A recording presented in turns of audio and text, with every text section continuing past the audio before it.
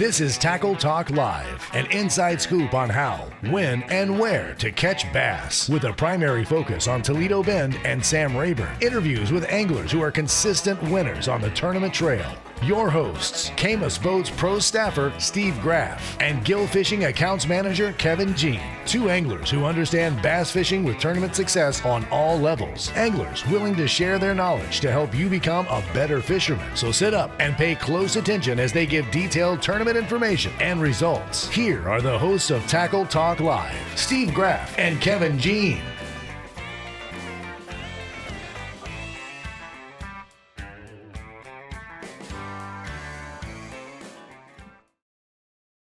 You're watching Tackle Talk Live. I'm MLF Pro Staffer Steve Graff, along with Gill Fishing Accounts Manager, brother Kevin Jean, down there in Lafayette, Louisiana. Today, Kevin, we're going to wrap up the MLF Bass Pro Tour event on Toledo Bend with our special guest and a good friend of both of ours and a guy we both admire greatly, top 10 finalist and Toledo Bend guy, Justin Cooper. Ought to be a great interview with Justin, Kevin. Yeah, Steve, looking forward to it. You know, just breaking down the lake, man. The lake went through so many changes from start of practice to when they could finally start fishing.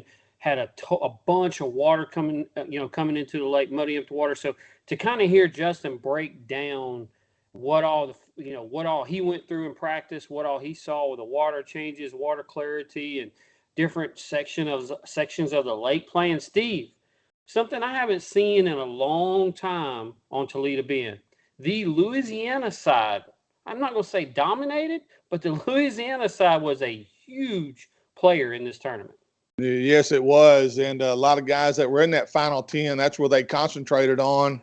And I don't know if wind direction had something to do with it. I don't know if the water coming down the Texas side more on that river side muddied it up more. Kevin, I don't know what the issue was, but either way, we're going to find out from Justin today. We're also going to look at the final standings. The Bassmaster Open Series, Kevin, on Okeechobee. I don't know if you got to watch any of that. I watched it the final day, especially with Scott Martin.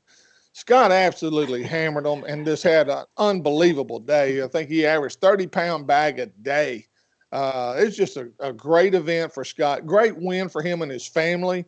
You know the history there of the Martin Marina right there at Clewiston, Florida, and his dad, Roland Martin, and his mom owning that for years. And just so much history there. His dad stood on the stage right there and won on Okeechobee. And for Scott to follow suit with that, I know it meant a lot to him and their entire family. Roland came up on the stage to hold the fish up with him, and it's just a proud moment, I know, for Scott. Yeah, and broke this 3-day record for a 15 bass stringer that's weighed in. I mean, annihilated it. It wasn't even close. Yeah, no. I think Swindle had that record.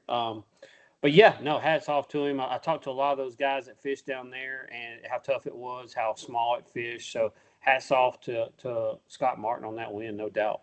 Yep. And, of course, as usual, today we've got our lake reports. I've got a product tip I want to talk about, and we'll also preview the MLF Tackle Warehouse event coming up on Sam Rayburn. Kevin, it kicks off this Friday. I mean, those guys, it could be a really big event. They could really hammer them over there if things go right, if the weather cooperates. Yeah, that's the thing, Steve. And I know the last 2 practice days, I think they started practice yesterday today, man, the wind has blown. Yes. So It's been rough on those guys that are from, it's from way off. That really hasn't got to fish Sam Rayburn that much. It's going to be tough on them because you really, you might get a full day of practice and not really much to run around with the way this wind's doing. So it's going to be interesting to see how that one plays out. But yeah, we might pick Coop's brain on that as well, kind of get his on Rayburn and what he thinks is going on over there. But I think if the wind would lay down and let these guys go fishing, I think they can really catch them. Oh, yeah, no doubt. All right, let's take a quick break to recognize a few of our sponsors. And when we return, we'll talk with MLF Pro Justin Cooper. You're watching Tackle Talk Live. We'll be right back. A good marine dealer is hard to find, but a great dealer is even harder. But in Iowa, Louisiana, there's a marine dealer that falls into the great category. Power Implements Marine, South Louisiana's go-to dealer for all things related to the boating industry. A Minn Kota, Garmin, and Mercury dealer, guaranteeing you first-rate service in both sales and repair. A great selection of new and used boats to choose from, including Skeeter, G3, Ranger, Camus, and Go Devil. A knowledgeable staff that will treat you like family and are always willing to go the extra mile to ensure you walk out a happy customer. To see everything they have to offer, go to powerimplements.com or stop by 606 East Miller Street in Iowa, Louisiana. Plus, mention Tackle Talk Live and save $500 off a new or pre-owned boat or $50 off your first service ticket. Toledo Health is a full-service primary and acute care clinic. Nurse practitioners Jarrett Rule and Melissa Vines bring quality health care that's needed and convenient to the area. Nothing is worse than being sick on your family or fishing getaway. Whether it's a stomach virus or a hook in the hand, Toledo Healthcare will try and meet all your health care needs. Appointments available and walk-ins are always welcome. So the next time you're feeling down at Toledo Bend, stop by Toledo Healthcare, located on Highway 6 just south of Toledo Town, or call 318-508-5323. Very few stores are a complete one-stop shop, but Cypress Knee Outdoors is such a place. A store within a store. Cypress Knee is located inside 3J's Four-Way. Whether you need gas, food, drinks, or bait and tackle, they have it. Cypress Knee Outdoors carries top-name fishing brands like Strike King, Sandtone, Spro, and V&M. Crappie jigs from Bobby Garland. Need hunting gear? They have it. Ammunition from rifle to shotgun shells. Deer scents from Buck Wild and Doe and Heat. Deer stands from Titan and feeders from T-Hanger. Cypress Knee has it all. Located off I-49, exit 127, just south of Natchitoches, Louisiana. So stop by Cypress Knee Outdoors and let John Abram and his staff show you everything they have to offer. Or give them a call at 318-238-HUNT.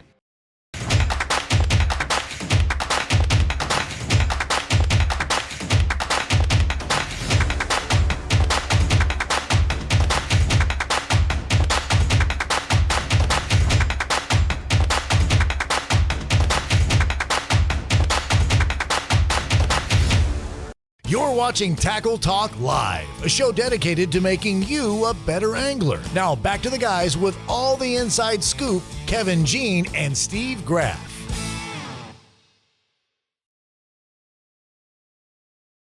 This is Tackle Talk Live. Thank you for tuning us in. This segment presented by Toledo Health, 3J's Four-Way, home of Cypress Knee Outdoors, and Power Implements Marine, located right there in Iowa, Louisiana. And all you got to do is mention Tackle Talk Live, and you'll get either $500 off the purchase of a new or used boat, or you can get $50 off your first service ticket. Either way, you got to mention Tackle Talk Live. Let them know you heard about it right here on Tackle Talk Live. And hey, they welcome any and all boats. If you got service work, if you got repairs that got to be done, fishing season's here. Don't wait too late to get those repairs done. Go see those guys right there at Power Implements Marine in Iowa, Louisiana. All right, on the Tackle Talk hotline, we have a guy that's been hot coming off Toledo Bend, Justin Cooper. And Justin, hey, dude, first thing I want to ask you, Justin, with all the change in MLF this year, them going back to every fish counts. You know, I've heard some opinions of a lot of the other guys that are on the tour, and it's kind of 50-50. Some like it, some don't. Some would rather go back to the 5 fish. What's Justin's opinion? In my opinion, for me and how I fish, the every fish counts sets up well for me. I've never been a, heavy hitter guy that goes and weighs 25 pounds every event that he goes to. I've just always been that consistent angler that figures out how to get bit when the bite is tough, just constantly goes out there and figures out how to catch 15, 16 pounds everywhere he goes. So I like it. It sets up well for me. Yeah. Good deal. Justin, man, first of all, congrats. 8th place finish. Huge way to start the year. Huge way to start your BPT career. Man, take us through Toledo Bend. And I know ever since – and when did you get the call you was going to be on BPT? What day was that?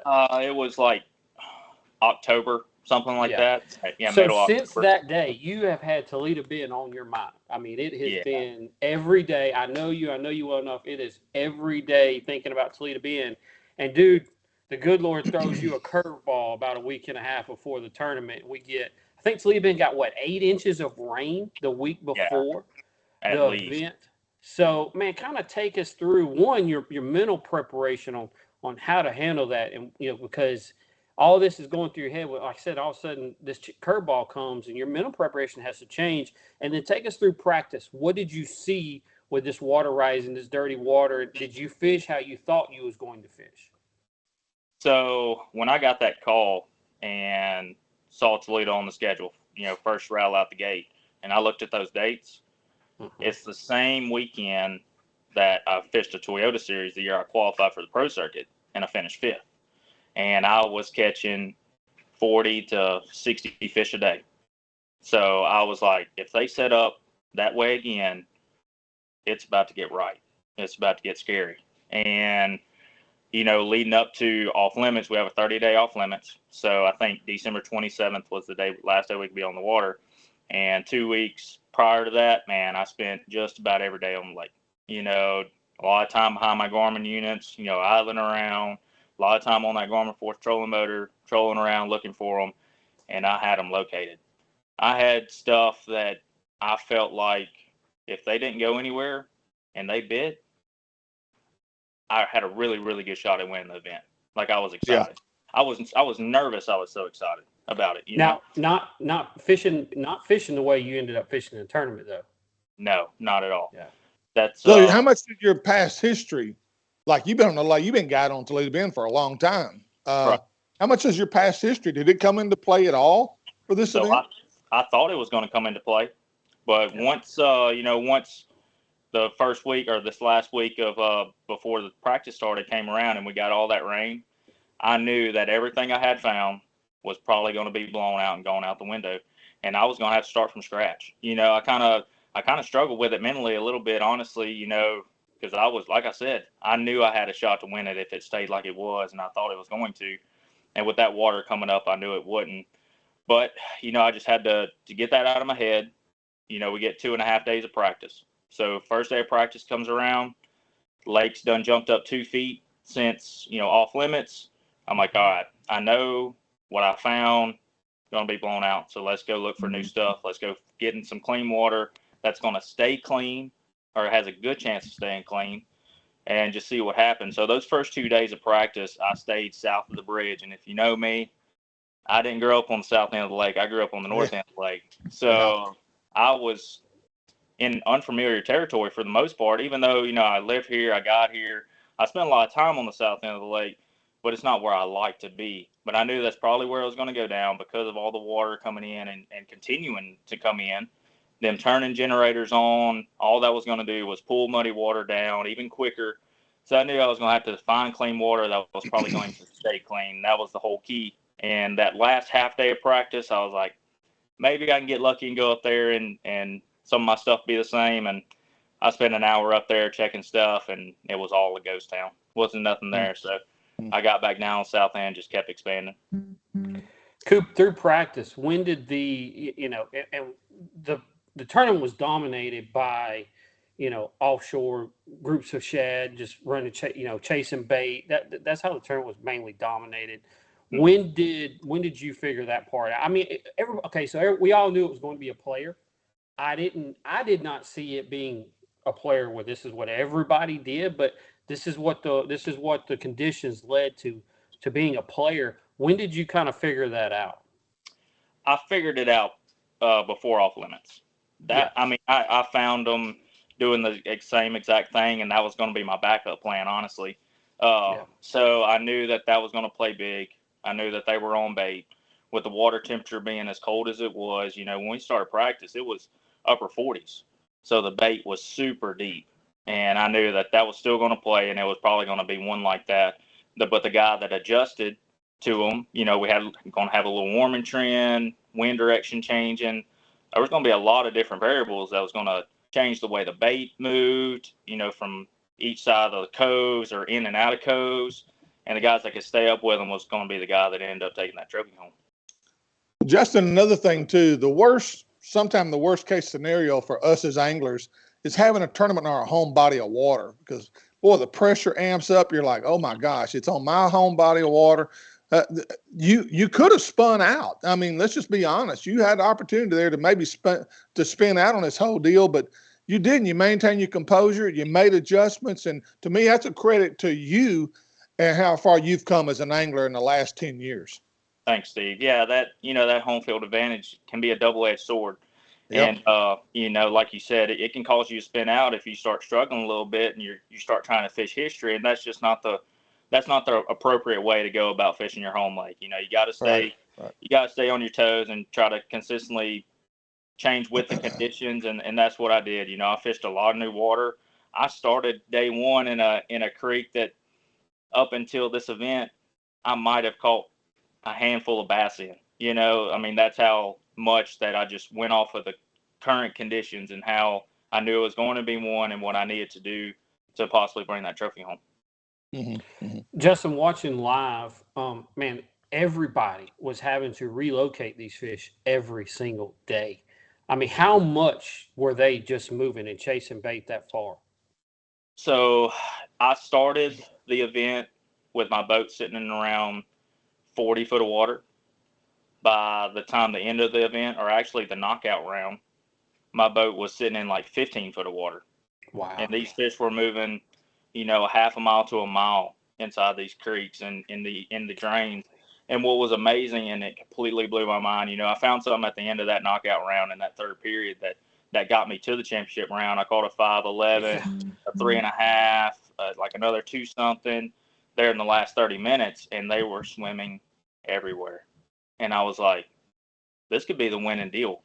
And it blew me away that I pulled in there on championship day that morning, and it was a ghost town. There was nowhere else for them to go, I felt like. But I don't know what happened. I tried to pull back out further, and I think the bait did pull out back overnight. And it was just trying to relocate them was absolutely just difficult. But so was the clean water, was that the key ingredient to finding them again? I don't think it was necessarily the clean water. I think it was the bait. It was all about bait. Okay. Yeah. Wherever the bait was, the bass was pretty close to them. There was some areas that was kind of dirty in practice that cleaned up during the tournament that really played. And then there was opposite. There was clean areas that ended up dirtying up and didn't play. But, for me, the biting fish that was easier to bite or easier to catch was actually a little bit more stained, dirty water. And when it cleaned up, that's when it became difficult to get on the bite. So, Coop, let's talk about the 5.11, because I was watching, man. I was watching live, and to know what your family means to you and how long you have dreamed of this. Take me through it, man. Just that when it happened, your family there on the pontoon, on your home lake, your wife, your mom, your dad. Man, that was something we all dream of. Oh yeah, It's something we all dream of. Take us through that moment. Man, that was special. Something that I got emotional over because of just how special that was. I was 7 ounces inside the cut. I was in 10th, only 7 ounces above that cut line, with 30 minutes or so to go.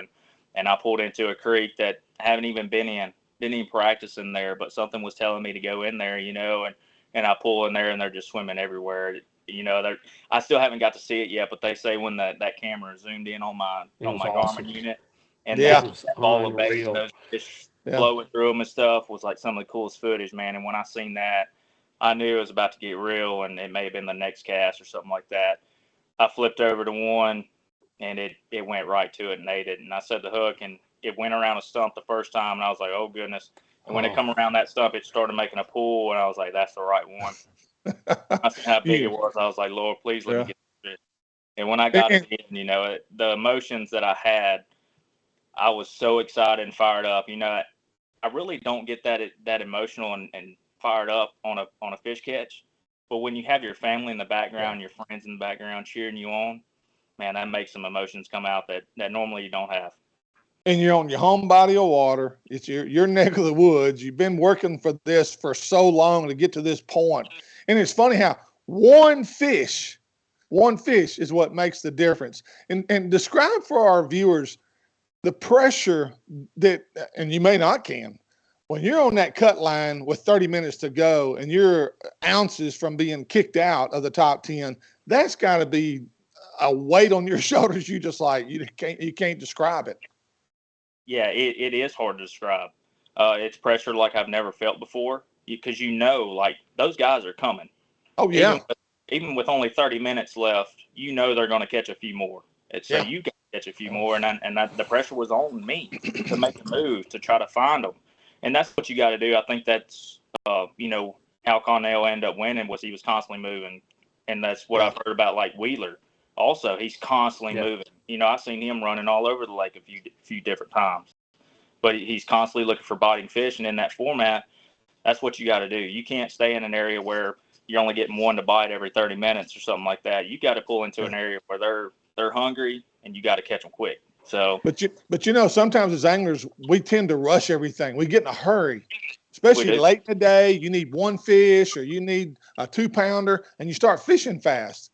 Well, you're telling me in this event, that's kind of what you wanted to do. You wanted to fish fast. For sure. I mean, I kept that forced trolling motor on 8 or 9, constantly looking. If you was able to watch me on live, and I'm sure other guys, I constantly had my gas on the pedal looking for them, just constantly searching. And that's the great thing about that forward-facing sonar is it doesn't lie. It shows you when there's one out there. It can be a productive. You're going to make a productive cast. So I knew I had to find an area where there were several swimming around to better my odds to catch one. So one thing I noticed, man, and I haven't seen this in a long, long time. When all these pro circuits come to Toledo Bend, we all watch live.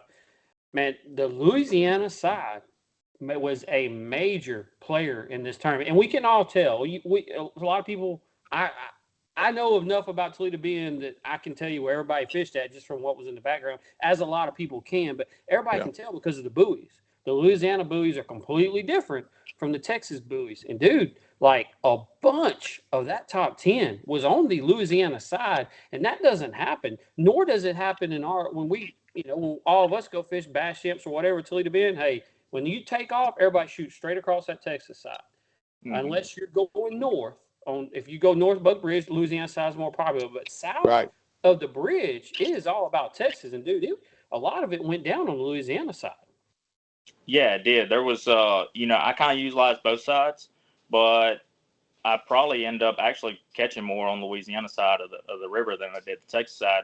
And I'm not sure why that was. Maybe, like you said, the Louisiana side doesn't usually get as much pressure as that Texas side. So maybe that was the main factor. But the wind constantly shifting around, that was the key. So, maybe that bait from like a northwest wind that we had during practice a lot kind of pushed a lot of the bait to that Louisiana side. Justin Santee Cooper's next on your schedule. Does it set up similar to Toledo Bend as a forward-facing sonar tournament, or are you going to have to flip trees and bushes and hit the bank a little bit more? Well, I've never been, but the footage that I've watched, information I've gathered from it, it looks like the north end of Toledo where I grew up.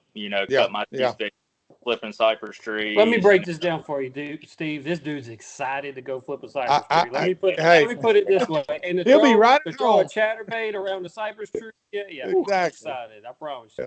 Yeah, I'm kind of fired up for that one for sure. I hear it's got a bunch of eelgrass in it, hydrilla, that kind of deal. So I think it's going to set up nice for me for sure. Yeah, well, good deal. Good deal. Kevin, you got anything else? I think that's all I have for him, Steve.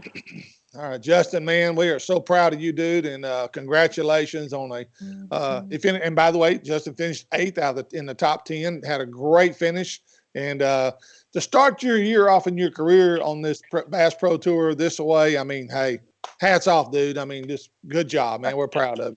Thanks, guys. It felt good to get the ball rolling in the right direction, and just got to keep the momentum going and keep proving that I belong where I'm at. No, you belong, dude. You belong. You just keep believing. You're going to be fine. All right, Justin Cooper, we appreciate Justin coming on with us today. And Kevin, we're going to take another quick break real quick. And when we come back, we're going to talk about Sam Rayburn, the upcoming MLF tournament on Sam Rayburn. This starts this Friday. And then we'll do I got a little Lake of the Pines. We'll talk a little bit about that. Got some stuff coming up there. Fishermen results from Toledo Bend this past Saturday as well. So, yeah. Yep, got that as well. All right. Stay tuned. You're watching Tackle Talk Live. We'll be right back. Pride Rods, custom-built fishing rods made to handle any and all techniques. Fishing rods designed for sensitivity and made to last in Montgomery, Texas. Built by Billy Kistler with the finest Gary Loomis North Fork composite blanks available. They offer a complete line of spinning and casting rods for both fresh and saltwater. Pride Rods do more than pass the eye test. They excel in performance as well. Ask your local tackle dealer if they carry Pride Rods and pick one up to try it for yourself. Take pride in your fishing by using Pride Rods. To learn more, go to priderods.com or call 832-418-6040. The Lakes Insurance Agency is an independent insurance agency taking care of Texans' insurance needs for over 25 years, offering auto, homeowners, boat, RV, life, health, and commercial insurance. Owner Clark Moore is a local fishing guide and tournament angler who understands your insurance needs and wants to be your go-to guide for all your insurance needs. For a free quote, give him a call and see why so many Texans trust the Lake Insurance Agency. 2 locations to serve you in both Nacogdoches and Broadus, Texas, or give him a call at 936-205-4467. The next time you're headed for Toledo Bend or Sam Rayburn, stop by Keith's Toledo Bend Tackle. They have an awesome supply of everything you'll need to catch the big ones. Whether your trip calls for bass fishing, white perch tackle, catfish bait, or the ultimate fighting shiners, Keith's Tackle has you covered. Keith and former Elite Series pro Ben Matsubu also have the latest information on what, how, and where you need to be fishing on Sam Rayburn or the Bend. So for all your tackle needs, check out Keith's Toledo Bend Tackle, located just off Highway 21 on the Texas side of Toledo Bend, or call 409-625-0181. You're watching Tackle Talk Live, a show dedicated to making you a better angler. Now back to the guys with all the inside scoop, Kevin Jean and Steve Graff.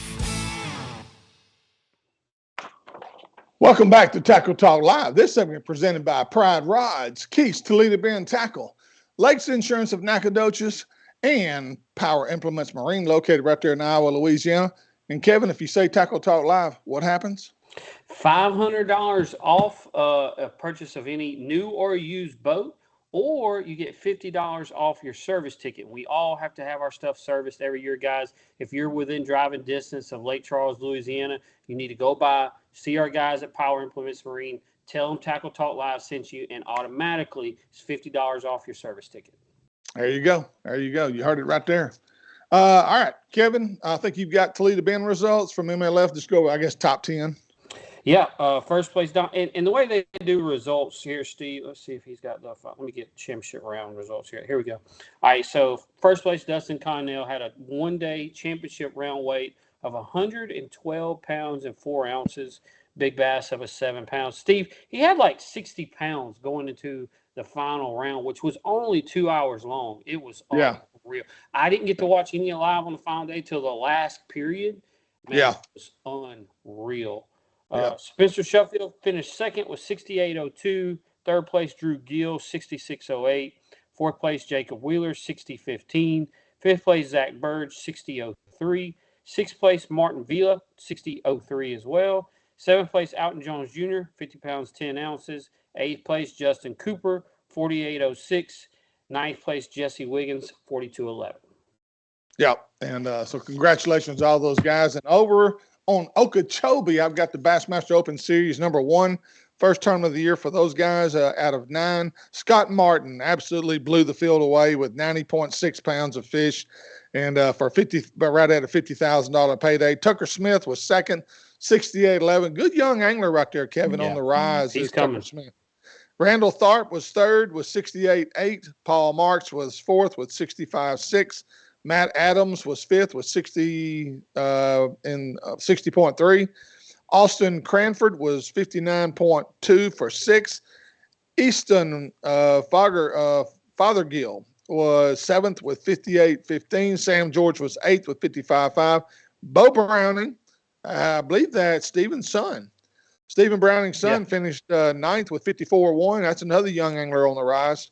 And Brandon McMillan finished 10th with 53.7. So, again, if you ever get a chance to watch that particular tournament, YouTube, whatever, however way you can watch, Scott Martin absolutely had he averaged 30 pounds a day, Kevin, for 3 days. I mean, that's nothing to it. No, nothing to that. And, of course, that's on his home body of water. But as we all know, that does not guarantee success. You still have to go out and you got to go catch them. Yeah, no doubt. All Steve, right. Fishers of Men this past weekend on Toledo Bend as well. It was Saturday.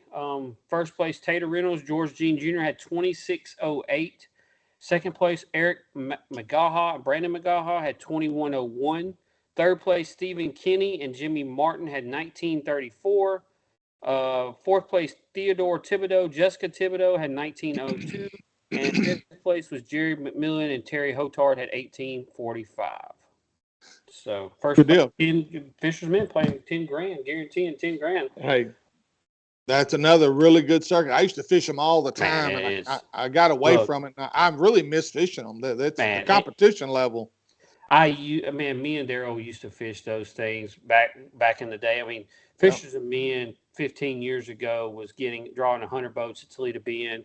Mr. Dick Polk was over there. He left. He's back now running this division. So keep your eyes out. Fishers of Men is coming. I promise you, they're guaranteeing first place 10 grand.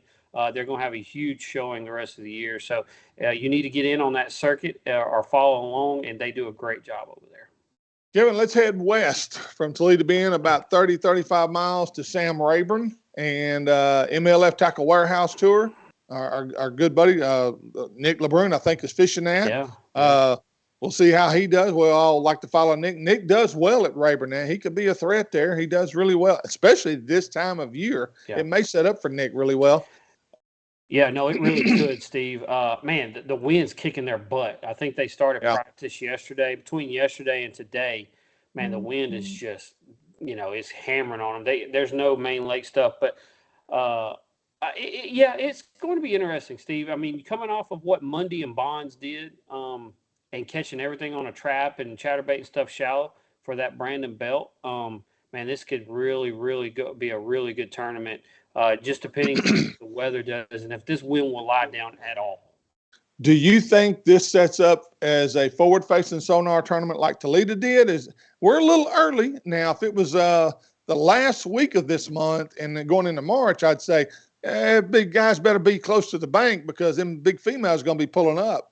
But I think it's still a little early, Kevin, and I guess the weather will dictate that this week. Well, the thing, Steve, is that water's warming up. I mean, we're going to have some 70-degree days here towards the end of the week. Right. And a warm rain coming. Yes. There will still be some live scope deal happen. There will still be some guys top 10 doing the live scope and stuff offshore on balls of shad. But it being Rayburn, I think it's going to be one a little bit shallower.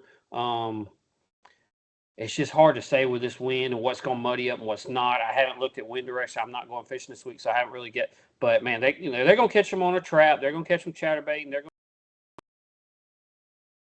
to catch them doing that sort of stuff. They're going to catch some on some points moving in. Yeah.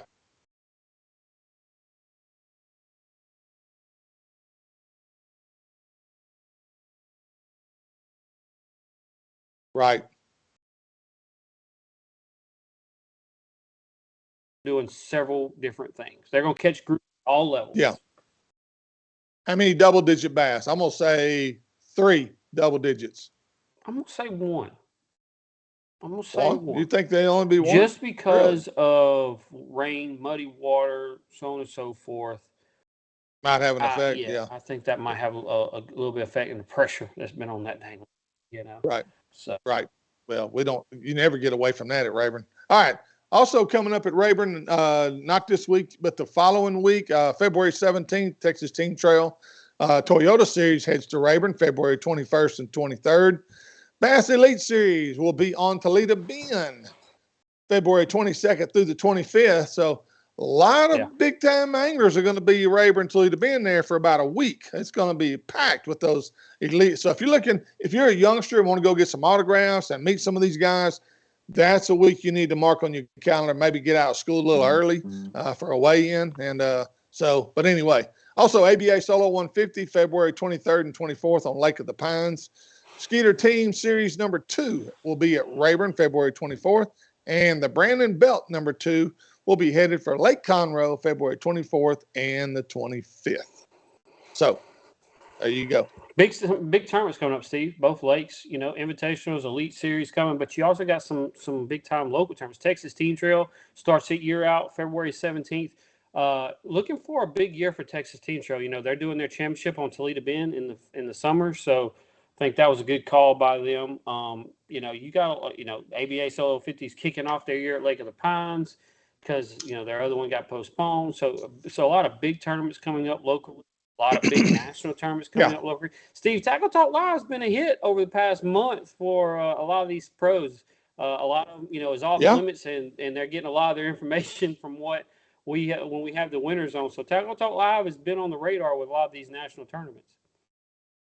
And guys, that's Kevin and mine's goal from the day we started this, is to give good information about what's going on these, especially Rayburn and Toledo Bend. And every once in a while, like I said, like today, we're going to branch out a little bit to Lake of the Pines, or we may go to Fork when they're getting ready to go to Fork, give you a good report of what's happening there. So between Kevin and I, we've got some pretty good connections and contacts with guys that know what they're doing and know how to catch them. And so we appreciate you tuning us in. We appreciate you spreading the word about our program because, hey, we can never have too many likes or too many subscribers. We'd love to have more of you, many as we can. Real quick on lake levels, Toledo Bend, 170.92. It is actually 1.08 feet low right now.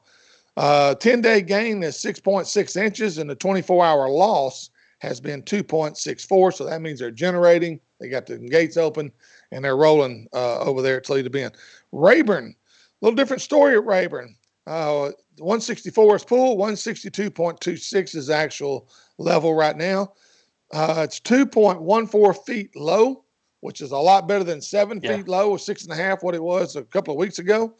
They've had a 10-day gain, Kevin, of 3.59 feet and a 24-hour gain of 2.4 inches. So the lake is still on the rise over there. I guess that's the Angelina feeding that sucker, and a lot of runoff still coming down the Angelina and pumping water into Rayburn.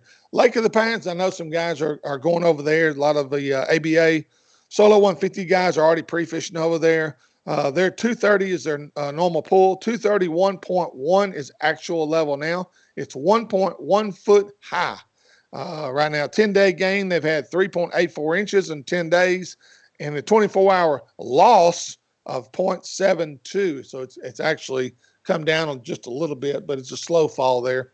I don't think they generate there. I think it's just I think they just release water there. I don't think that's a generating. Yeah. But anyway, real quick, Kev, you have anything else? Real quick, guys, and this is one I've been wanting to talk to everybody about. I actually made a little short video, YouTube video about this. As anglers, it's our duty to take care of fish. We catch them, and for years, we use these old metal clips right here, and we punched holes in fish. We punched them in the jaw. We made holes, and then when you pull them out, it just ripped it even bigger. Guys, we've got to throw these away and get rid of them. Even all the Elite Series and MLF guys, they're using either this kind of clip or they're using this kind of clip. These are the two clips that they're using. And I'm telling you right now, this is what you need to be using to take care of our resource, take care of our fish, and where you release them, where they're healthy and they've got an opportunity to continue to survive, rather than ripping holes in them and leaving big 2 or 3 inch gashes in their jaw that makes it hard for them to feed. So get away from the metal hooks, get away from them, get the clips. They're so much easier, just as easy to use, and they work great. So, but anyhow, all right, Kevin, that's all I got. Anything else? That's all I got for today. Good luck to all the MLF guys over on Sam Rayburn. Be safe practicing this week. I don't have anything big locally going on this week. Some other smaller tournaments I think of, but anyway, good luck to all those guys over there. ABA Pro League tournament number 1, first tournament series in Louisiana. They open up on Caddo this coming weekend. If you're looking to fish that, you got to call ABA headquarters and register and get signed up for that ASAP, because that's this weekend on Caddo Lake out of something Williams Park right there. Whatever, I forgot the name of the park. But anyway, you get all the details. You go to Earl G. Williams. There it is. Earl G. Williams Park right there on Caddo Lake. So check it out. All right. Thanks for tuning us in. Please check us out on YouTube, Facebook, Instagram, or any other way you listen to a podcast. If you'd like to become a member of our sponsorship team, please message us on our Facebook. Kevin will get a packet out to you as soon as possible with all the details. For Kevin Jean, yours truly, Steve Graff, thank you for watching, and we'll see you next week with more Tackle Talk Live.